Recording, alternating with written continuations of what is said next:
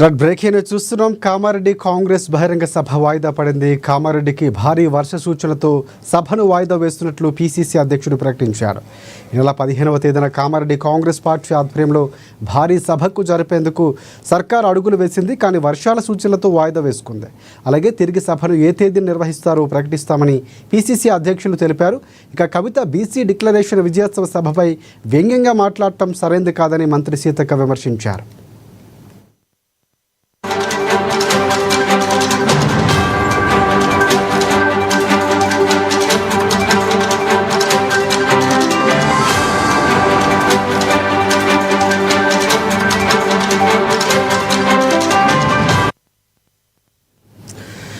Right. Kamareddy Congress బహిరంగ సభ వాయిదా పడింది. కామారెడ్డికి భారీ వర్ష సూచనతో సభను వాయిదా వేస్తున్నట్లు పీసీసీ అధ్యక్షుడు మహేష్ కుమార్ గౌడ్ ప్రకటించారు. ఈ నెల 15న కామారెడ్డి కాంగ్రెస్ ఆధ్వర్యంలో భారీ సభను జరిపేందుకు కాంగ్రెస్ పార్టీ అడుగులు వేసింది. కానీ వర్షాల సూచనలతో వాయిదా వేసుకుంది. ఇదే అంశానికి సంబంధించి పూర్తి అప్డేట్స్ అందించేందుకు నిజామాబాద్ నుంచి మా ప్రతినిధి నవీన్ మనకి ఫోన్ లైన్లో సిద్ధంగా ఉన్నారు. ఎస్ నవీన్, చెప్పండి పూర్తి అప్డేట్స్ ఏంటి? సో ఎప్పుడు మళ్ళీ సభ నిర్వహించే అవకాశం ఉంది? సో దీనికి సంబంధించినటువంటి అప్డేట్స్ ఏంటి? Thank you Rajasekhar. కామారెడ్డి జిల్లా వేదికగా ఈ నెల 15న కాంగ్రెస్ పార్టీ తలపెట్టినటువంటి బీసీ డిక్లరేషన్ సభను వాయిదా పడినట్లు తెలుస్తుంది. అయితే కామారెడ్డిలో కొంత కొత్త కాలంగా వర్షాలకు వస్తున్నాయి. అనేక ప్రాంతాలు కూడా మొత్తం నీట మునిగిపోయిన పరిస్థితి మళ్ళీ కొద్దిగా తీరుకున్నప్పటికీ మళ్ళా గత 2 రోజులు కూడా కామారెడ్డి పట్టణంలో వర్షాలు కురవడంతో పాటు మరికొన్ని రోజులు వర్షాలు ఉన్నాయన్న వాతావరణ సూచన మేరకు కామారెడ్డి జిల్లా వేదికలు ఈ నెల 15న నిర్వహించనున్న బీసీ డిక్లరేషన్ సభను వాయిదా వేస్తున్నట్లు కూడా పీసీసీ అధ్యక్షుడు మహేష్ కుమార్ గౌడ్ చెప్పారు. మళ్ళీ తిరిగి ఎప్పుడు అక్కడ సభ నిర్వహిస్తాం అనేది కూడా మరికొన్ని రోజులు చెప్తామని చెప్పి కూడా మహేష్ కుమార్ గౌడ్ చెప్పిన పరిస్థితి చెప్పినట్లు తెలుస్తుంది. అయితే గత ఎన్నికల్లో కూడా ఎన్నికల ప్రచారంలో బీసీ డిక్లరేషన్ ను కామారెడ్డి జిల్లా వేదికగా అప్పటి పిసిసి అధ్యక్షుడు ఉన్నటువంటి మహేష్ కుమార్ ఉన్నటువంటి రేవంత్ రెడ్డి సభ డిక్లరేషన్ ప్రకటించారు. అయితే అందులో ఇప్పుడు మొన్న అసెంబ్లీలో కూడా బీసీ డిక్లరేషన్ కూడా ప్రవేశపెట్టారు.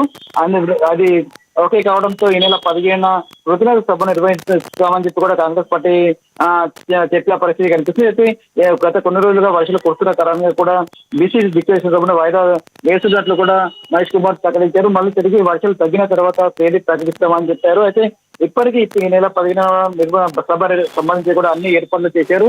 మొన్న కూడా దీనికి సంబంధించి సన్నాహ సభను కూడా నిర్వహించారు. ఈ సభకు పిసిసి అధ్యక్షుడు మహేష్ కుమార్ తో పాటు ఇన్ఛార్జి మంత్రి సీతక్క అలాగే సిబ్బిరెల్లి కూడా అక్కడ సభలో పాల్గొన్నారు. సభ ఏర్పాట్లు కూడా పూర్తిగా చిన్నగా పరీక్షించారు. ఎక్కడ సభ ఏర్పాటు చేస్తామో దాన్ని కూడా స్థలాన్ని కూడా పరీక్షించారు.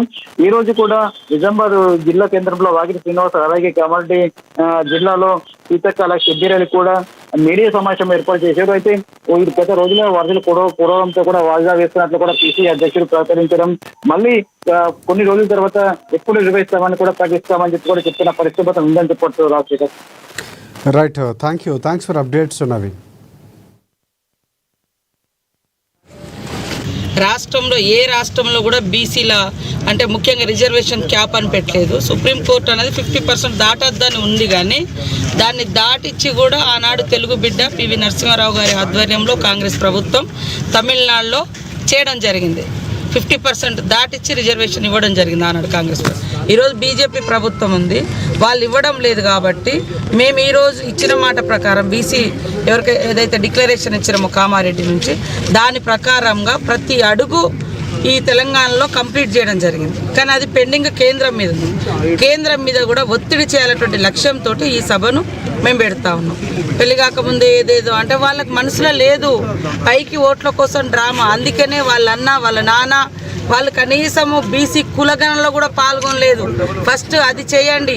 మీ అన్న అంటాడు అసెంబ్లీలో, నా కులం మీకు తెలియదా, నా ఆస్తులు మీకు తెలియదా, అఫిడవిట్ చూసుకోండి రాసుకోండి అని. మీరు సకల జనుల సమగ్ర సర్వే కుటుంబ సర్వే అన్నప్పుడు మాత్రం దేశ విదేశాల నుంచి ఒకే రోజులో రావాలని ఒత్తిడి పెంచి రప్పించారు. కానీ ఇక్కడే కామారెడ్డిలో బీసీ డిక్లరేషన్ మన ఇందిరాగాంధీ స్టేడియం చేసిన విషయం మీరు అందరు విట్నెస్ ఉన్నారు. మరి అది 42% గురించి ఇప్పటి వరకు మేము ఏమేమి ప్రయత్నాలు చేసినాం. అసెంబ్లీలో 2 సార్లు చేసినాం.